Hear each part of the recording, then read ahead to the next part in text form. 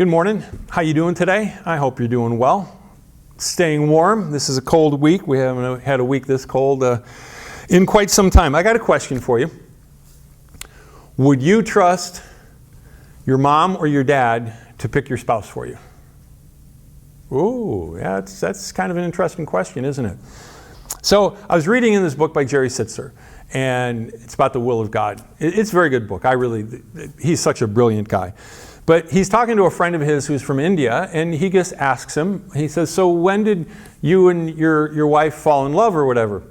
And the guy says, it was about 2 or 3 years after we got married. And he's kind of like, well, wait a minute. So why did you get married? Oh, it was an arranged marriage. Our parents picked out one another.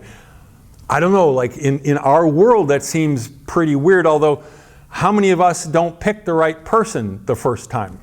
Right? I mean, just the facts in America, half the marriages end in divorce anyway. So I was thinking about that.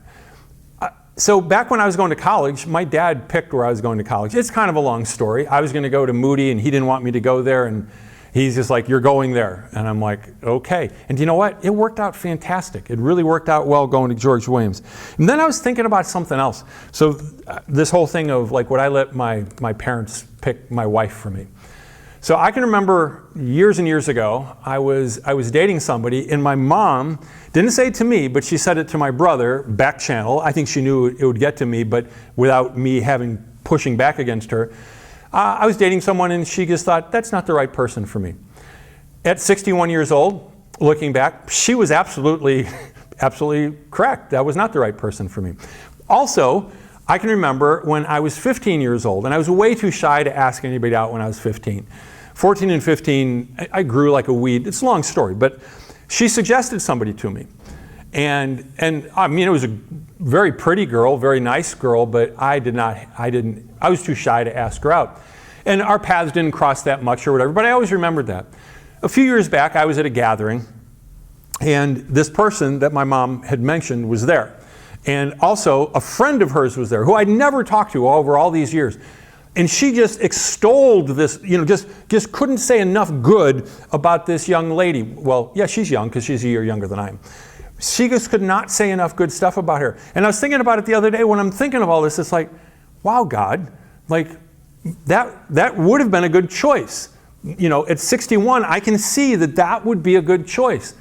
But the truth of the matter is that when I was 48, I showed my mom a picture of Heidi when we got home from Kenya. She looked at the picture, God's honest truth. Heidi's holding a baby. We were doing a medical clinic in Mukuru in Nairobi. And she just goes, who's that? I said, Heidi. She goes, she's for you. And that's my story. I'm sticking to it. So that's why I married Heidi. The point is this. It's hard to trust God with big things. Like we'd say we do. But I look back and I can remember, and I've been thinking about this back in 1984. I'd left my dad's business. I didn't want to work there. Just it wasn't for me.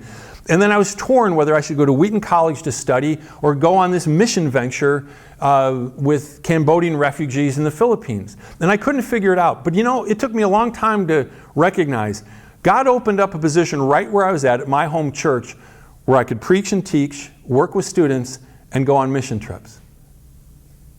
Do you see what God did there? You couldn't figure out which one you want to do more, and God's like, don't worry about it. You're going to get to do it all.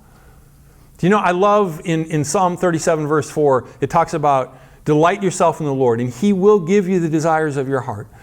So my story is delight yourself in the Lord. He gave me the desires of my heart. He loves you, and He knows truly what's best for you. Have a great day.